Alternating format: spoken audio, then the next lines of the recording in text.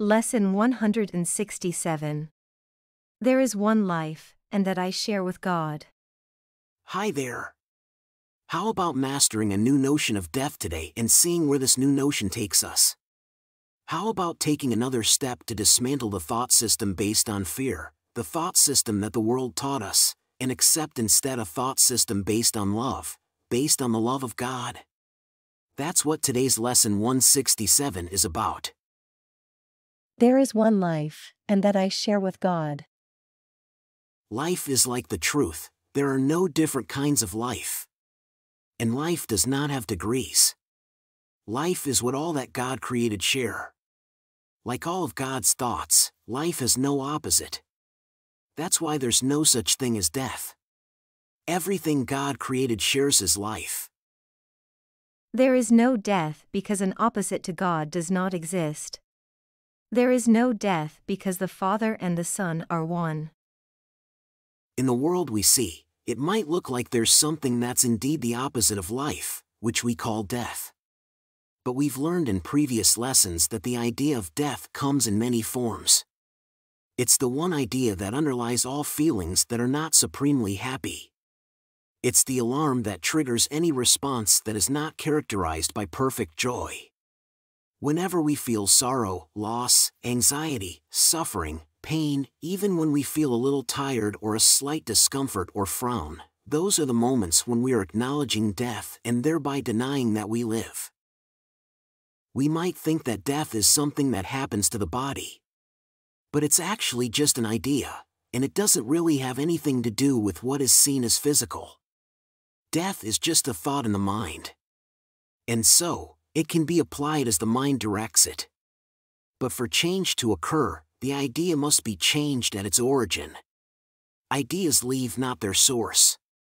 A Course in Miracles has emphasized this idea because it aims to change our minds about ourselves. It is the reason we can heal. It is the cause of healing. It is why we cannot die. Its truth establishes us as one with God. Death is the thought that we are separate from God. It is the belief that conditions can change, emotions can be influenced by things that happen without our control, and that we didn't cause in the first place. It is the belief that ideas can leave their source, take on qualities the source does not have, and become different from their source, distant in time and form. Death cannot come from life. Ideas remain united to their source. They can extend all that their source contains. In that, they can go far beyond themselves, but they cannot create something that was never there. As they were born, so will they then give birth. And where they come from, there will they return. Our minds may think they are sleeping, but that is all. They cannot change what is their waking state. They cannot create a body, nor abide within a body. What is alien to the mind does not exist, because it has no source. The mind creates all things that are, but cannot give them attributes it lacks, nor can it change its own eternal mindful state. It cannot make the physical. What appears to die is just a sign of our minds being asleep. The opposite of life can only be another form of life. As such, it can be reconciled with what created it, because it is not opposite in truth. Its form may change, it may appear to be what it is not. Yet mind is mind, awake or sleeping. It is not its opposite in anything created, nor in what it seems to make when it believes it sleeps. God only creates minds that are awake. God doesn't sleep, and His creations cannot share what He doesn't give them. They can't make conditions that God doesn't share with them. The thought of death is not the opposite of thoughts of life. The thoughts of God remain forever changeless, unopposed by any kind of opposites, with the power to extend forever, yet within themselves, for they are everywhere. What seems to be the opposite of life is merely sleeping. The mind can choose to be what it is not, and to assume a power it does not have, a foreign state it cannot enter, or a false condition that is not within its source. When the mind does that, it just goes to sleep for a while. It dreams of time, where things seem to occur, but they have never occurred in truth. The changes made are without substance, and all events happen nowhere. And when the mind wakes up, it continues as it always was. Let's decide today to be children of the truth and not deny our holy heritage. Our life is not as we imagine it. Who changes life just by shutting his eyes? Who can make himself what he is not because he sleeps and sees and dreams an opposite to what he is? We will not ask for death in any form today. We won't let imagined opposites to life abide even for a moment where the thought of life eternal has been set by God himself. We'll strive to keep our holy home as God established it today. God is the one in charge of what we think today.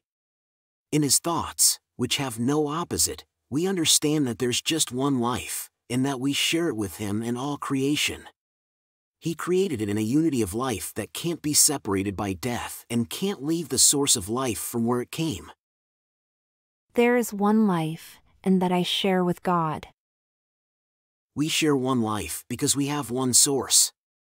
This source is where our perfection comes from, and it always stays in our holy minds, which God created perfect. We are perfect as God created us, as we were and forever will be. There is one life, and that I share with God. Our minds must wake up and recognize our own perfection, which mirrors the Lord of life so perfectly that it fades into what is reflected until it is no longer a mere reflection and becomes the thing reflected. No vision is needed then, because an awakened mind knows its source, its true self, and its holiness. There is one life, and that I share with God. There is one life, and that I share with God. There is one life, and that I share with God. Isn't that amazing?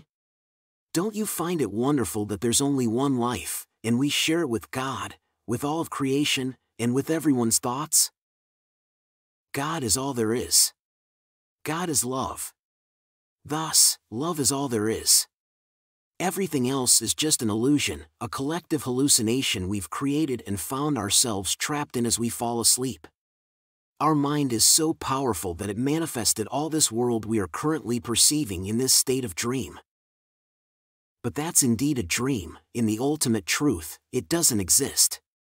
Death isn't real. But we perceive it in one of its forms every time we're not aligned with love, every time we're thinking out of love, every time we're not thinking with God. When we say there is one life, and that I share with God, we are training our minds to align with the thought system this course is teaching us. So, any time we face something that is not aligned with love, we can respond from that place of awareness and be unaffected by the negativity of this world. If anything, we will be even more effective in changing those negative manifestations if this is what we feel is required of us. There is one life, and that I share with God. We are a thought of God. We are as God created us. There is one life, and that I share with God. Don't forget your longer practice periods when you wake up and before you go to sleep today. There is one life, and that I share with God. And remind yourself of today's idea every waking hour. There is one life, and that I share with God. You're doing great. See you tomorrow for another powerful lesson. Quick note before you go. Making these videos is a labor of love, but it's still financially challenging. If you've found value in what you've watched, please consider supporting with a donation. Even the humblest contribution means the world and ensures the continuation of these daily lessons. Thank you for your generosity.